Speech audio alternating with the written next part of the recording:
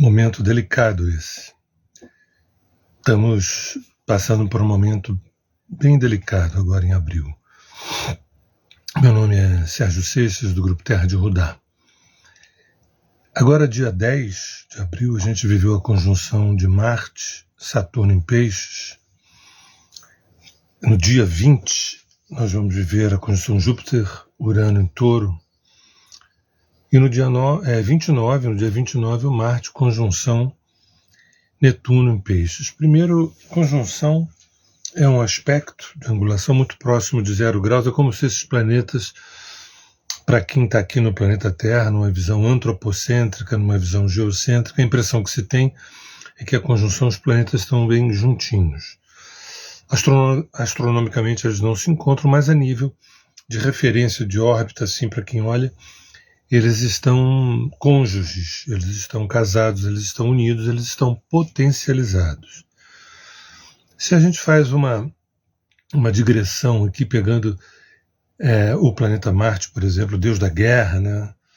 Um deus bélico, de autoafirmação, de autonomia, de agressividade, de violência, do lado de Saturno, né, que isso aconteceu agora, e a gente vive a egrégora disso, não é assim? Dia 10 de abril houve, mas dias antes, dias depois, e meses depois, isso reverbera na psique coletiva. Então esse Marte é como se fosse mais ou menos a ideia do id, quando a gente traz a psicanálise, né, para nos auxiliar, e Saturno superego. Imagina a combinação do id com o superego, ambos juntos, ambos muito próximos, né? São forças muito antagônicas. Saturno, inclusive, tem a ver com o Sênex, né? O Marte tem a ver com o Puer, de alguma forma. Os dois juntos, na melhor das hipóteses, a gente pensa numa energia de integração, né? de comunhão.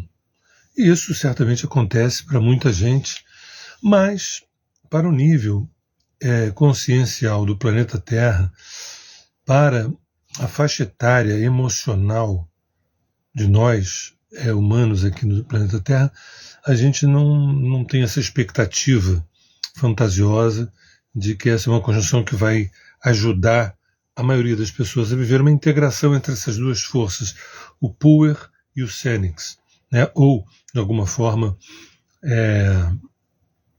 o aspecto do id, né? E do superego, das forças instintuais com as forças mais civilizatórias, forças normativas. O que se espera disso, né, é, às vezes, uma luta entre poder militar e repressão, né, uma conjunção entre poder militar e repressão e rigidez e contundência, né. Embora esteja em Peixes, que isso atua no plano da psique coletiva. Então, antes mesmo da gente pensar em determinados países em guerra, em determinadas nações, a gente pensa numa ativação muito forte do inconsciente coletivo. Forças represadas, né, marcadas por Saturno, que podem se levantar marcianamente. Lembrando sempre que eu digo que os planetas são pulsões psíquicas. Tá? Mais importante do que a gente tentar rastrear fatos, a gente tenta se aproximar de possíveis comportamentos psicológicos e emocionais, né, que acabam gerando fatos na vida. Né? Segundo ponto, essa conjunção tão esperada, Júpiter-Urano em Touro, que acontece dia 20 de abril, lembrando que isso são dias antes, dias depois, e as consequências, às vezes, são de meses ou anos. Pra vocês terem uma ideia, essa conjunção ela acontece a cada 14 anos, mas não em Touro. Em Touro, a última vez que aconteceu foi em 1941, onde houve a Segunda Guerra Mundial. Né? E não só isso também, ali também teve uma certa semente daquilo que viria a ser todo um processo de computação, de internet, né, posteriormente. É uma conjunção, por um lado, maravilhosa, expansão de Urano, expansão da consciência, né, em Touro, que tem a ver com recursos. E o aspecto exagerado de Júpiter, às vezes é o seguinte: a tua Terra tem petróleo e a minha não. A tua Terra tem um determinado gás que eu preciso, principalmente no inverno, alguma coisa assim, e a minha Terra não tem.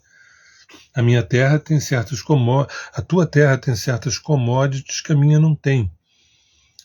Eu acho que eu sou mais forte do que você, eu posso invadir e tomar, né? Esse é um dos convites perigosos dessa conjunção Júpiter-Urano em Touro, mas de fórum pessoal esse convite é assim, né? Você tem algo que eu não tenho. Por que eu não posso desejar? Mas o problema não é desejar pelos meus esforços, e sim capturando de você ou tirando de você. Isso é o lado sombrio, evidente, né? Todos os aspectos, todos, sem exceção, na astrologia tem o lado de luz e sombra, né? Esse do Júpiter-Urano, o lado sombrio, é a ausência de um limite para você fazer aquilo que você quer, aquilo que você deseja, aquilo que você acha que é bom para você, né? Isso, na verdade, remete à antiguidade, à pré-história, onde a força era suficiente para decidir o destino, né? Aquilo que eu quero, aquilo que eu necessito. Então, repara que essa segunda informação, ela põe a gente sob alerta em relação às forças expansivas, agressivas. Também lembrando que Urano ele tem a ver com aspectos climáticos, né? Então é possível que tanto do ponto de vista natural quanto artificial, ou seja, manejado pelo ser humano, espera-se que nesse longo período aspectos climáticos sejam muito assim muito vulnerabilizantes ao ser humano. Eu sempre faço questão de falar de aspectos naturais e artificiais, porque nem tudo que a gente vê, como dito natureza, foi provocado pela natureza. Algumas coisas são provocadas pelo ser humano, eu diria conscientemente, como uma espécie de projeto. Então, existem máquinas para isso, existem aparelhos para isso, existem tecnologias para isso, para fazer com que certos tufões, furacões, terremotos, maremotos, tsunamis possam acontecer. Então fica muito difícil para a gente nesse momento saber a zona limítrofe entre aquilo que é um evento natural e aquilo que é um evento provocado pela inteligência sombria do ser humano. O terceiro ponto aqui, do dia 29 de abril, é a conjunção de Marte e Netuno em Peixes, né? Que Netuno em Peixes é um momento assim, a gente está vivendo esse Netuno em Peixes já há alguns anos e é um momento, eu acho, será que a gente poderia ter feito uma previsão lá atrás de que o Netuno em Peixes mexeria com aspectos da compaixão, do amor universal, né? Desse amor não tão somente pessoal, né? Será que a gente poderia ter idealizado que nesses anos que Netuno esteve, está se preparando para sair de Peixes e entrar em Áries, né? Começar um novo ciclo, mas nesses últimos anos seria viável a possibilidade da gente encontrar a Atlântida, né, no fundo do oceano e tudo.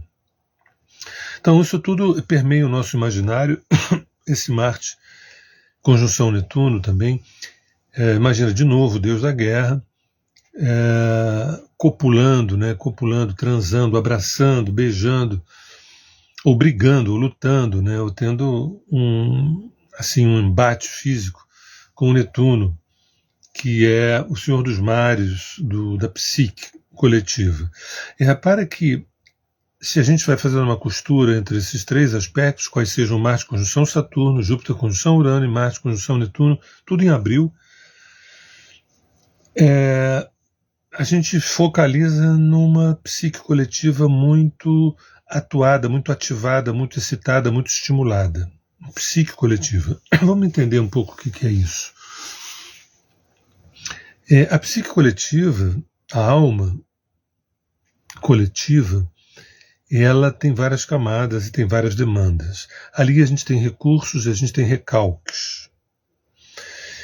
Recursos de toda sorte, tanto os recursos materiais quanto emocionais e espirituais. Potências, dons, tanto me referi desse amor não pessoal, desse amor universal, desse amor incondicional, de ágape, né? Como também de uma relação mais forte com o audiovisual, né? Com as artes, com a imaginação, com a fantasia, né? Mas também tem recalques de coisas que a gente não resolveu e que a gente jogou para o inconsciente coletivo também. Essa psique coletiva é uma espécie de lago ou de oceano, onde a gente tem ali, para variar, luz e sombra. E essas sombras são aqueles débitos com o nosso ser, com o nosso espírito, com a nossa própria alma, para beneficiar o ego. Todas as vezes que a gente se tornou bastante individualistas, né, bastante egocentrados em nome do altar do ego, em detrimento do reino da psique, a gente foi colocando essas dívidas com a nossa alma, esses débitos com a nossa alma, prontos para um dia explodir.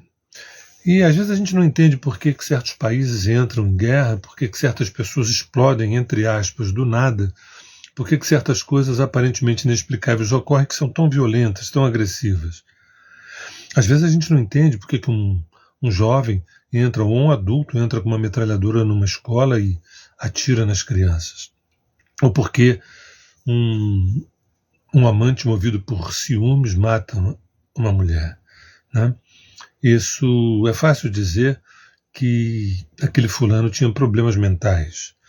Mas também fica uma pergunta, esses problemas mentais é do fulano, é do Beltrano, ou na verdade ele está sendo uma espécie de somatização? Quantos somatizam? Quantos gênios somatizam os recursos potentes da psique coletiva? Quantos doentes mentais, quantos psicopatas somatizam também uma patologia de grupo, uma patologia social? Então, todas as vezes que eu me volto para o meu umbigo e ponto final, eu estou de alguma forma gerando um recalque nessa psique coletiva, que a qualquer momento ela explode, a qualquer momento ela estoura, a qualquer momento ela arrebenta. E são forças intensas que vêm do aparentemente nada, que é daquele subterrâneo de dentro da gente, de dentro de cada indivíduo, e que a gente acaba engendrando situações beligerantes e muitas vezes quase inexplicáveis, porque você pode até ter um argumento, eu quero ter o petróleo que o outro tem, mas isso justifica mortes e mortes de pessoas. Eu quero ter o gás que aquele país tem, né? Eu quero ter aquela fortuna que o outro tem.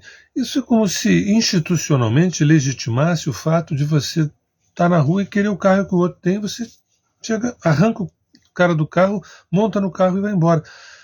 Até onde eu sei, o nome disso é roubo, assalto, né? Mas isso muitas vezes é feito institucionalmente, sempre com algumas justificativas. Às vezes a palavra democracia, que é uma experiência que tem uma nobreza, né, ela é usada como guarda-chuva para validar qualquer gesto mais contundente, qualquer gesto mais desregrado em nome de uma suposta democracia ou coisa que o valha. Então, esse momento é um momento delicado que a gente está vivendo. Eu posso dizer que em abril, mas os meses que precederam abril, os que sucedem abril também, porque nos trânsitos e progressões e tudo é mais ou menos como se você jogasse uma pedrinha no lago. Você joga no lago e depois de algum tempo que aquelas ondas chegam na margem, né? Quando, por exemplo, a gente viveu agora um eclipse bem significativo em abril, tem gente que pensa que naquele dia vai acontecer o fim do mundo. Não. Isso ecoa, muitas vezes leva 6 meses, outras vezes vai até 2 anos. Tem aspectos na astrologia, como por exemplo, a conjunção Júpiter, Saturno e Plutão que a gente viveu em 2020, essa é uma conjunção rara que nos últimos 2.000 anos aconteceu 5 vezes, essa foi a 6ª. Elas têm duração de 200, 300 anos, 400 anos, às vezes 700 anos, a influência dos fatos oriundos daquela conjunção.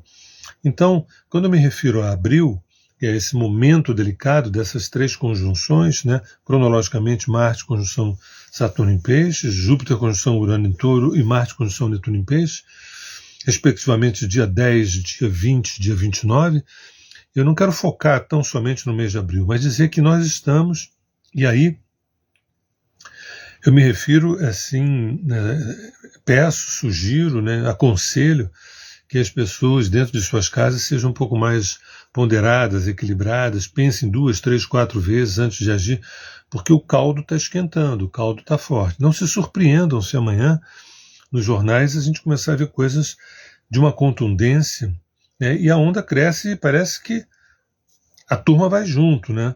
Porque são tantas frustrações, né? O ser humano vem lidando com frustrações muito vigorosas. Pequenas frustrações, médias frustrações, isso faz parte da vida, né? E é bom que faça parte para a gente saber lidar também com não, com coisas que a gente não está dando conta, a gente deseja, mas na verdade não é para agora. Mas tem frustrações que essas são inegociáveis. Inegociáveis. Por exemplo, o fato de você gastar uma existência inteira fazendo alguma coisa que não tem nada a ver contigo. Isso é inegociável. O fato de você ter uma relação de amor ou uma relação de presença nos dois na mesma casa, onde não há amor, não há carinho, não há afeto, mas também não se consegue separar de alguma forma. O fato de você querer dinheiro, e tudo bem querer dinheiro, esse dinheiro implica em você ter que pisar em outras pessoas. Ou seja, essas frustrações, que por mais que no nível consciente a gente diga, uhul, consegui, no nível inconsciente a conta chega. E quando esses aspectos de conjunção que eu me refiro, eles se concentram assim no mês, ainda com direito a um eclipse, né, no mês de abril, quando isso tudo junto, a gente fala assim, epa, respira, vamos devagar, né? Olha, estou acabando de ler aqui o que o Léo colocou. Acabou de acontecer um episódio terrível com 6 vítimas em um shopping na Austrália. Talvez alguém diga assim, mas isso sempre aconteceu, sempre aconteceu. Cuidado com essa normatização. Daqui a pouco seu marido está matando a mulher, isso sempre aconteceu. Daqui a pouco você está estuprando alguém, isso sempre aconteceu. Eu não vim aqui para dizer isso. O Léo está nos alertando, informando que eu não sabia disso. Parece que é fresquinha a notícia. Mas é para dizer o seguinte, que é um momento mais intenso. E quando você agride uma pessoa dentro de casa, é uma coisa. Quando nações poderosas, refém dessa emergência do inconsciente coletivo, do seu próprio território, do seu próprio Estado, sua própria nação, aí todas as nossas vidas estão envolvidas. Às vezes, agora, nesse momento, tem alguém matando alguém, eu não sei, a gente não vai saber. Mas quando países pequenos e médios começam a se associar e estimulam países grandes a entrarem, a minha vida, a tua vida, começa a estar envolvida nisso. Talvez haja alguém que diga, a gente pode fazer pouco por isso. Eu digo que não. Eu digo que não, porque o fazer não é mudar a canetada do presidente ou do primeiro-ministro, nem tampouco pegar nas armas. É fazer no nosso metro quadrado, através da consciência e através da expansão desse amor, independente do que aconteça à volta. Não quero aqui superestimar o humano, não quero dizer que quando você está infeliz tem que ser uma pessoa maravilhosa, não quero dizer que quando você está muito triste, frustrado, você deve ser uma pessoa generosa, não. A gente tem que saber o que a gente dá conta, até onde a gente consegue manifestar aquilo que, de fato, a gente está podendo. Né? Mas, no nosso interior mais profundo, a gente tem um conteúdo chamado self, ou então chamado ser que é. Né? Ou então esse vazio pleno, que somos nós. Ou então o fractal da fonte, que somos nós. Então nós temos também, quando a gente está em alinhamento, em silêncio, contemplando aquilo que é essencial, a gente acessa esse núcleo. E isso é uma espécie de antídoto contra coisas que estão na pauta para acontecer. Então, lembrando, todos nós temos limitações de ação, mas tem coisas que ninguém pode impedir da gente de vibrar, que ninguém pode interferir na gente de manifestar. Então é sobre isso que eu estou falando. Da gente, nesse período tão delicado, que não se resume em abril, que não começou agora, que não começou no eclipse, que já vem, eu posso dizer, de 2012 para cá, agravando 2020, intensificando 2022, e a coisa vai continuar se intensificando.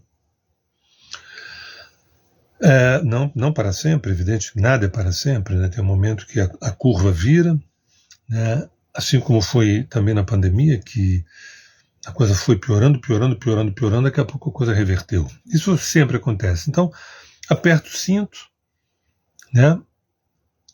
Porque nós estamos sendo exigidos a sermos muito conscientes. Tá?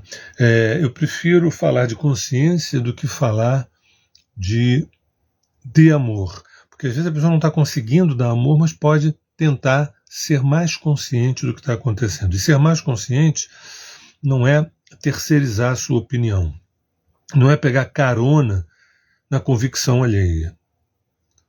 Tá? Ser consciente é você ter um discernimento. Eu tenho esta informação, e como é que eu metabolizo isso? Tá?